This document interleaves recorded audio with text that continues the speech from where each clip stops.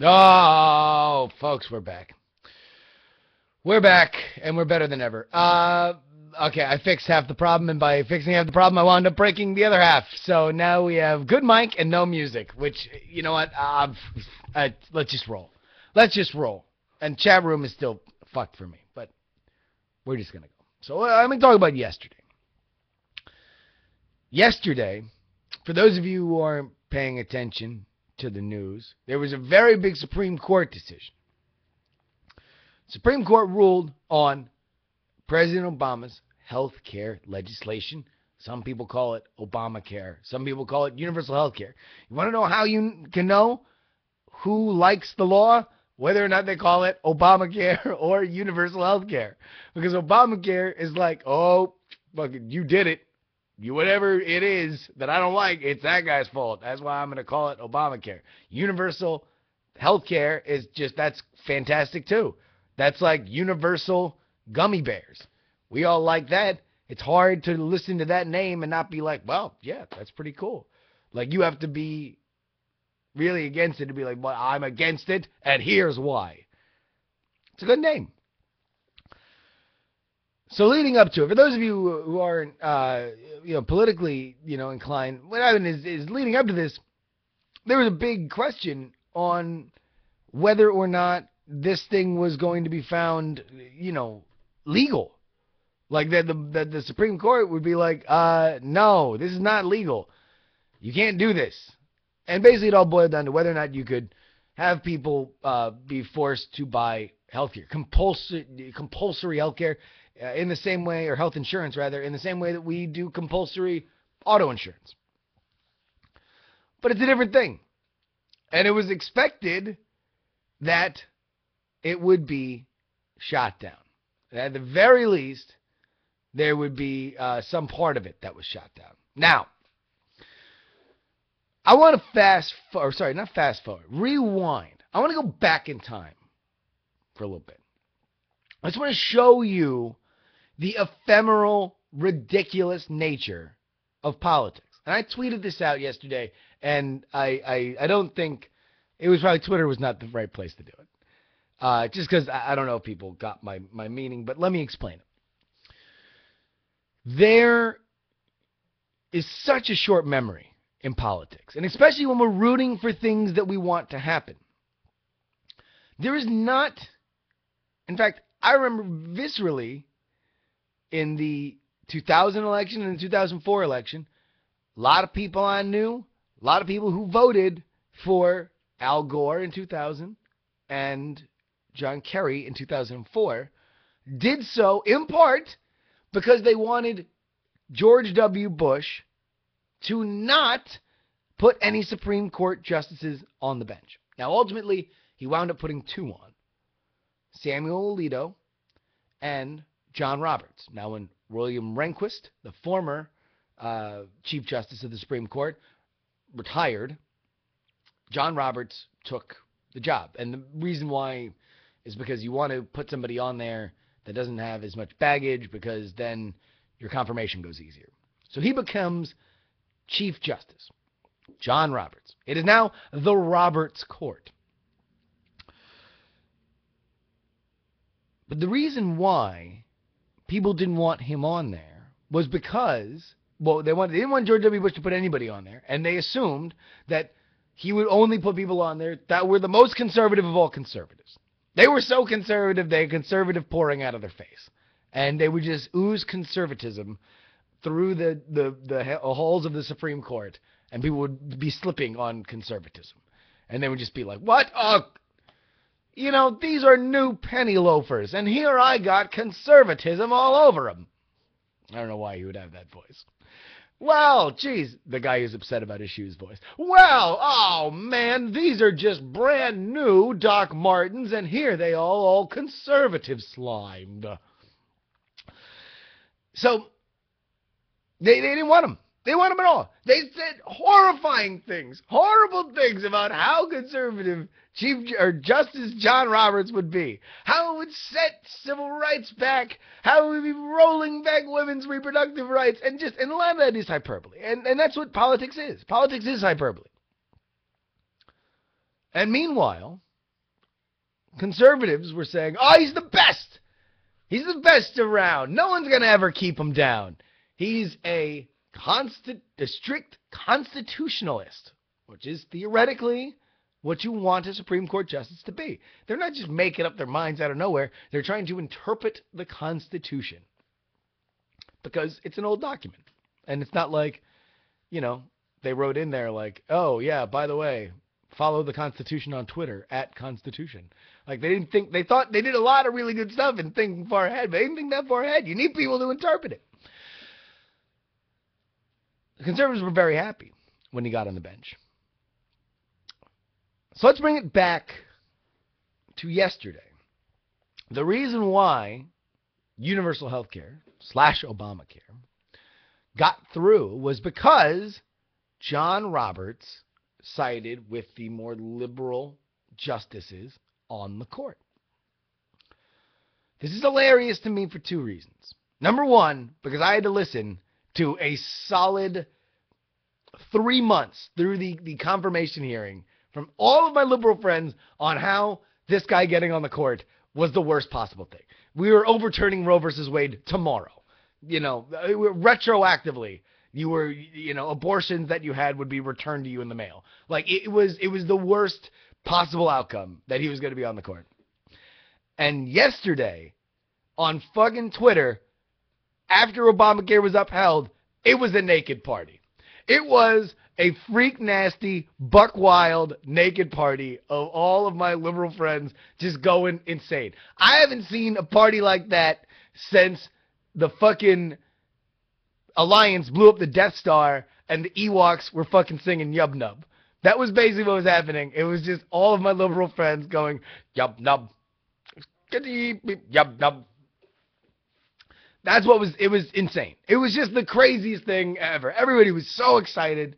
And ultimately, what this does, and this is a win for Obama. I've talked a lot about this show, but like, who's winning? You want to win the week in politics, in presidential politics, because you only have X amount of weeks. And the way you build momentum and the way you start to get polls in your favor is you win the week. You control what the message was this week. You keep your opponent on the run. You make them react to you. Obama hasn't won a week in a while. I talked about this on the last podcast. I've scratched my head a lot with his campaign because I just don't get what he's saying. And I thought that this was going to be, because like everybody else, I didn't expect it to be upheld. I thought it was going to be very interesting to see how he reacted to this, because you heard rumors that they were like going to try and run against the Supreme Court, which is an insane idea. But I was curious as to where he would go. Now, he wins the week. That's absolute. But really, what happens now is we know what this election is going to be about. Before, it was about the economy, and so we could watch joblessness, rates, whether they go up or down, or we can look across to Europe and we can see, how that is affecting our economy. There was a lot of things that you could look into. Now, it's healthcare. This election will be about healthcare, and for no other reason than it's a binary issue now. It's a yes or no issue.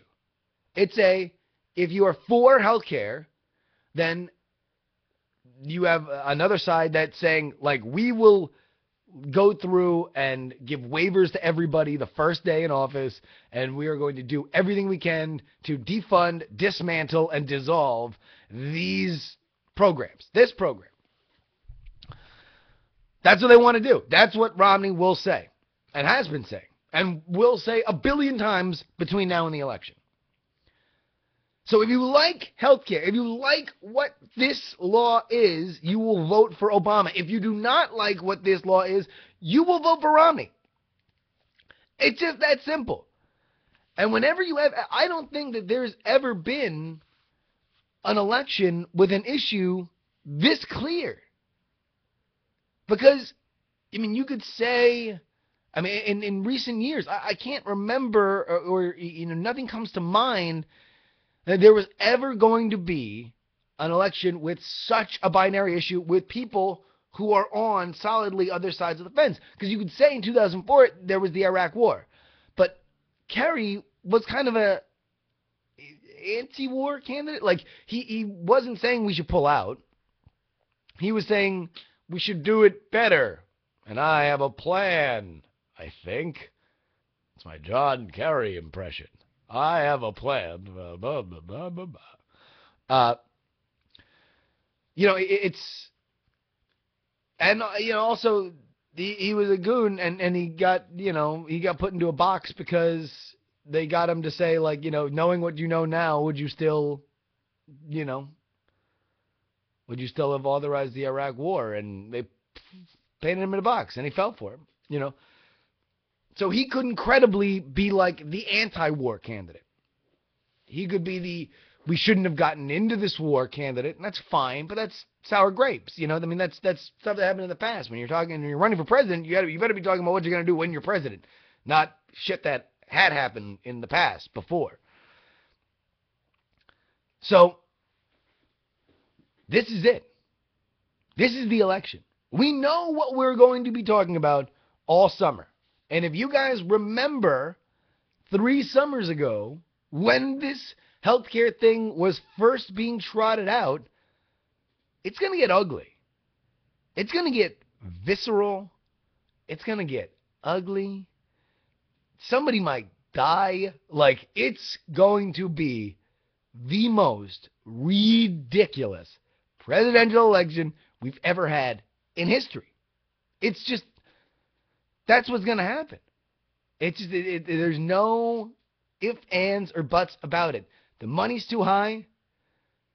The onus is on both parties because both of them have a timestamp. Politics, like a con artist scheme, ultimately hinges on one final question or one final statement. Like any long con, you can do whatever you want before a long con, or in the long part of the long con. The con part is, it's always the same. And that's why you need to give me all your money right now. Everything else before that in a long con is to justify that one question. And this is why you have to give me all your money right now. In politics, it's slightly different. This is why you need to vote for me right now. Not that you agree with my causes, not that you think what I'm doing is important. You need to vote for me right now, and you need to tell your friends to vote for me right now. Both candidates have that. And it's very clear. Do you like healthcare? Because the other guy will fucking tear it out. And that's not hyperbole. And do you hate healthcare? Because I will tear this motherfucker out the second that I'm in office. That's what they're both going to say. And they're both not wrong. I think Obama will be a steward for healthcare going forward. And I do think that if Obama is reelected, that healthcare is a part of this country to stay. Like, you don't get rid of something like that. You can do it early. You can, if you're Romney, you can not make it grow to the size that it will. But if you give it 4 years, it's going to be a part of this country forever. So, every election is the most important election ever. And I'm not saying that this one is more important per se, but I do think it's going to be ugly. And I do think it's a clear choice between the two candidates on one particular, very yelly, very visceral issue. But we'll see. We'll see going forward exactly what we're dealing with. All right. Normally I would play songs here, but the stupid virtual mic is being retarded. So we're just going to roll right into the next segment. No songs. I don't need no songs. I don't need no backing track. I'll spit on this hot fire. I'll spit hot fire up on this track. A cappella. I don't need no bass. Bass go boom. Man, I'll tell you what, I do wish I was able to get a stupid chat room, but it won't load and it won't work. Stay on this page. I'll bring Twitter up, see what you guys are saying. Okay, so everybody else is saying that this is, the chat's an issue, so let's go ahead and move into Unfiltered. If you don't know how to get to Unfiltered, then, I don't know. I don't know what to tell you. It's irc.twit.tv #unfiltered. So head on in there. That's what I'm going to be watching. That and Twitter, because I can't get the Justin TV chat to work. All right. Okay, so real quick, let me tell you about what happened last night. And the reason why I had to do this an hour later, because I was up late. I ran into 3 former colleagues of mine at the Daily Orange. Now, I talk a lot about the Daily Orange. It's a student newspaper out in Syracuse. It serves the Syracuse University and Syracuse, the city area. It's unique in that it's completely independent from the university. It's run by students, but it's completely funded. It's its own nonprofit. And it's one of the most unique experiences I've ever had. And it was very informative to me, and I made some very, very good friends. And 3 of them I met for drinks and dinner on in the Embarcadero last night, including Aaron DeJesus and Amy McKeever of the Eater food blogs. One of them, McKeever, writes the DC Eater blog, and Aaron writes the Portland Eater blog. And Steve Kovac, who writes for Silicon Alley Insider. He writes all their gadget stuff, their gadgety stuff. But normally when I run into DO people, they're all very successful. And I'm such a soccer mom for DO people that, like, I'm so proud of everybody. Whenever anybody does anything, I'm just so excited. I'm just thrilled that they, you know, have the ability to do that. And except normally they're in newspapers, because a lot of them went into newspapers right out of college and they're doing great. However, last night I found myself at a table with 3 other bloggers. And like all we did was talk about page views and comments, and it was amazing. It was just a great thing. And I kind of realized that, like, that's just, it's officially now. You know, I've been talking forever about media dying and you know, old media's dead, new media's coming. Now it's just de rigueur. I mean, it's so amazing to look at, like, where I thought that argument was 7 years ago when I was in college. Or, I mean, probably a little bit longer than 7 years ago. Jesus, fuck. How long have I been out of college? 7 or 8 years ago when I was in college. You know, it's insane. It's not even a question anymore. I mean, some of what we used to think of, like, you know, there used to be wow, old media's not giving us the respect we deserve. And, like, there's none of that now because we don't care. And it's not like that old media learned a lesson. They just kind of became irrelevant. They just, or were decreasing irrelevance into now we kind of like old media. Like, they're kind of, it's like, oh, well, all right. I guess, no, I'll subscribe to the New York Times Sunday edition so I can get the iPad. You know? It's so crazy to look at, you know, it used to be about storming the castle. That one day we would storm the castle and we're going to take it over. And we would be the top dogs. That's what, you know, all the young tyros of my era, you know, and me said, you know. And then eventually you storm the castle successfully. And you have your blade to the king's throat. And you look into the king's eyes, and he's just kind of like an old, feeble man. And he poops himself right in front of you. And you're like, ah. Oh. And he's like, please, don't kill me. Again? You pooped yourself twice? I have many more of those to come. And he just keeps pooping himself. And his hands are trembling, and he's like trying to grab his wine goblet, and he's just spilling it all over himself. And you're like, well, I can't. I wanted a fight. I wanted a big sword clashing, like, victorious, like, you're hot. Oh. But you don't get that. Because there was a reason why the castle was able to be stormed.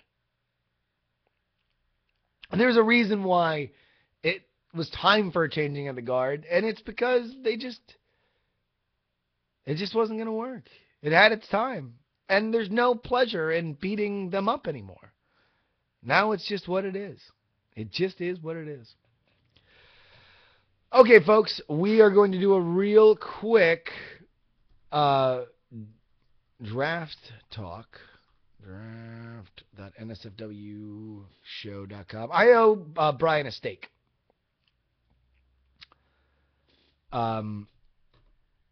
Epic Happy in the chat room says, but old media is still a thing. It is. And it just isn't what it used to be. Used to be the problem with old media was that it wasn't clearing the way, fast enough.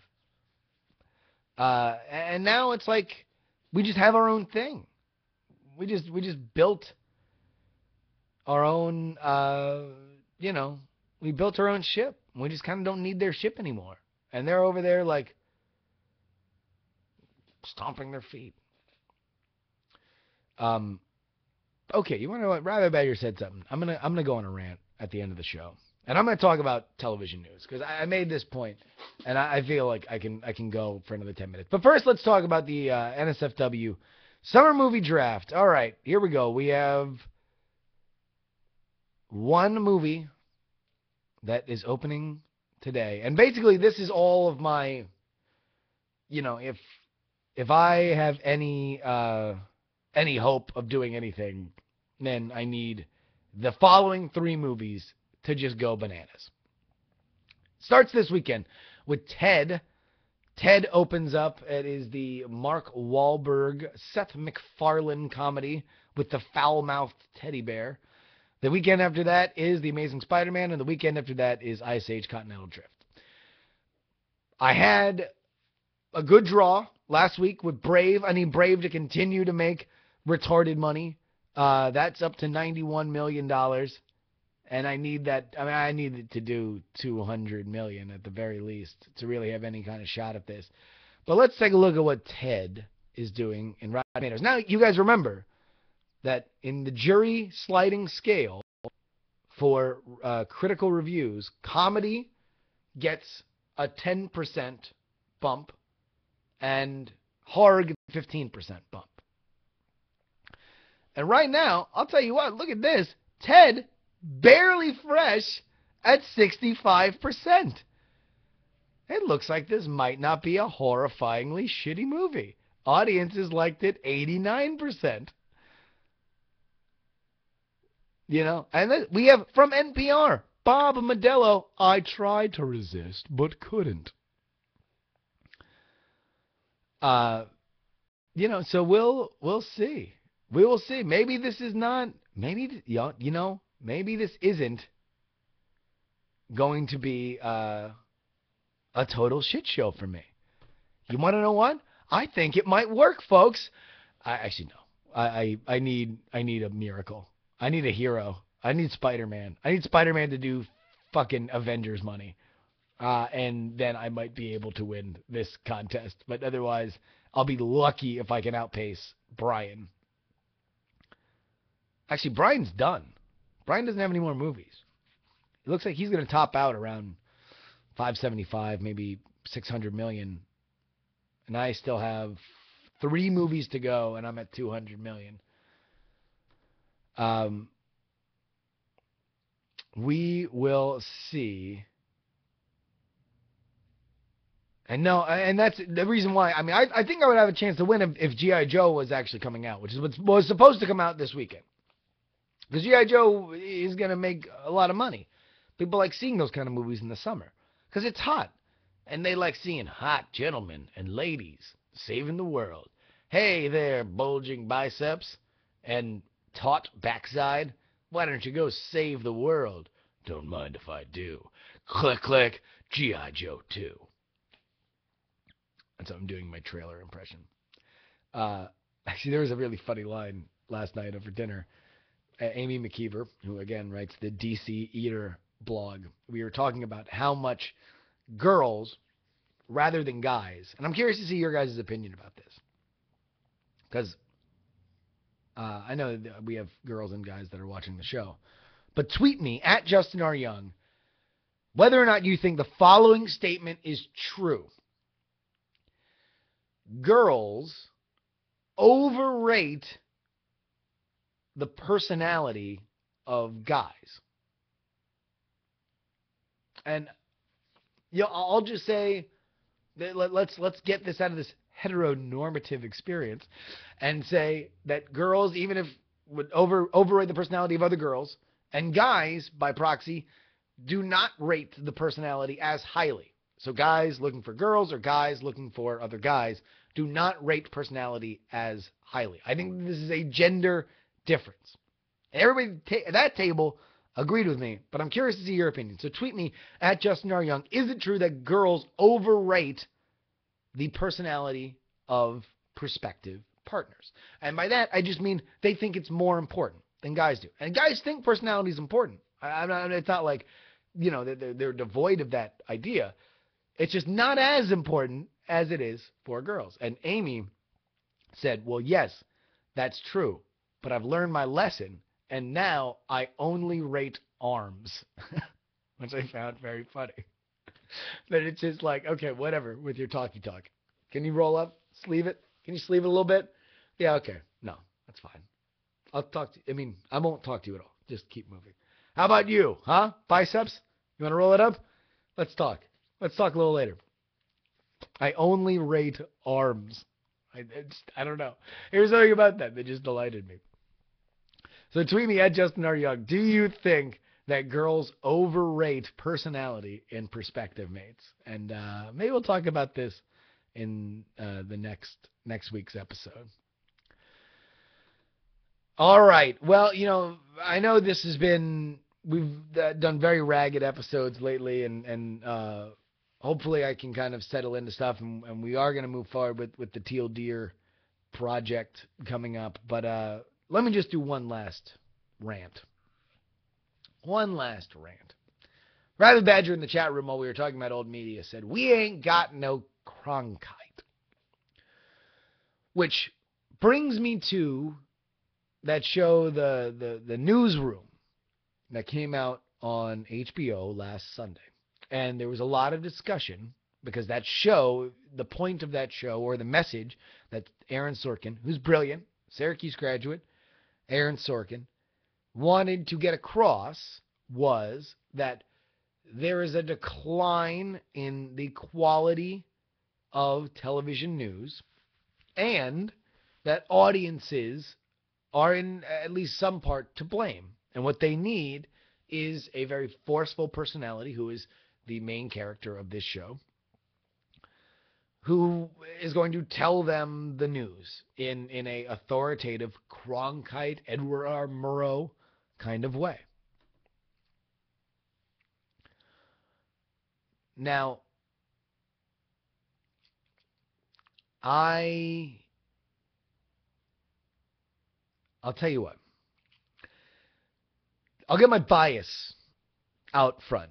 And that is that newspaper people tend to not totally respect television journalism. There's a bit of a thing there, because newspaper journalists kind of think that television journalists are just sort of the hole that they have to fill the news with is so tiny, and you have a lot of people that just have gigantic heads and know how to do their own makeup telling you the news. Like, that's a qualification. Like, you need to have a big head and know how to do your own makeup to be on television. That's just something that happens. That's a fact. And for that to be a pre-qualifier to be the people that tell you the news just seems weird. Hey, how big's your head? Let me tape measure your head real quick. Do you know how to put on a foundation? Just a real quick one? Because you got to show up on HD. Like, that's a pre-qualifier. Those are the people that you want to explain the news to you, and everybody does this. So I'll just say that. And that will inform you on my bias when I say that television news was never good. Television news, when in the fanciful heyday, the Murrows and the Cronkites, it's just the best that we had. That was just the place where it was an emerging broadcast culture, and that was the best we had. We've grown. We have better ways. So when everyone's like, oh, well, there's no substantive stuff on the news, maybe there wasn't ever supposed to be. Maybe television news isn't the place where we should be talking about those ideas, and the market has kind of evolved that we've found better ways to do it. We have the internet where we can be infinite. If we really love engaging on a video level, we have video podcasts now. And we can go for 4 hours on one topic. We have TED Talks. We have YouTube. We have a billion different methods by which we can get complex, nuanced, intelligent ideas and discussion out to a mass audience. It doesn't have to be on television. Television doesn't have the broad, the franchise on interesting and smart ideas. In fact, I would say it's particularly ill-suited for interesting and smart ideas, and always has been. If there was ever a time where we, in our minds, think it was better, it was only because we had no other options. It's like we used a garden hose for a lasso, and it worked okay for a couple years. It doesn't make it a good lasso. It makes it a fucking garden hose. So that's just my, I get a little conniptiony about the idea that at some point television news was this great thing, and also it's a shame that we're not back there. It's not a shame. It is what it is. It's a thing. And there's a billion other things. And I don't know why we keep trying to put this square peg in a round hole. And I haven't seen The Newsroom. I think it's probably, like all of Sorkin's stuff, extraordinarily well written. But, it's... that point bothers me. That point just really gets my goat. All right. Well, you want to know what? On that note, folks, that will be Jury Friday for today. I do want to thank everybody for coming out and hanging with me and dealing with yet another week of technical cock-ups. One of these days, we'll get it all working again here in Oakland, and we'll put together a great show. Do we have the Teal Deer Reddit? Oh, also, all right, yeah, let me just give you guys a quick update on the podcast. Every fucking podcast I do will have a new episode today. I'm going to live inside GarageBand. New Weird Things is out today. New Magic Week in Review is going to be out today. New Andrew Main Stories podcast. We're going to serialize the Chronological Man 2 audiobook for free on the Andrew Main Stories podcast. I'm going to record Hollywood Pharaohs today. It's going to be a freak nasty naked party up in my GarageBand program today. And yeah, it will all be right up for your ears to enjoy. But until then, without music, I'm Justin Robert Young. This has been Jury Friday. Please don't die before the next Jury Friday. Bon voyage. All right, folks. I'm out. I love you guys. I'll see you guys next Friday, and yeah, I'll be doing nothing but getting all the podcasts ready for y'all to rock and roll.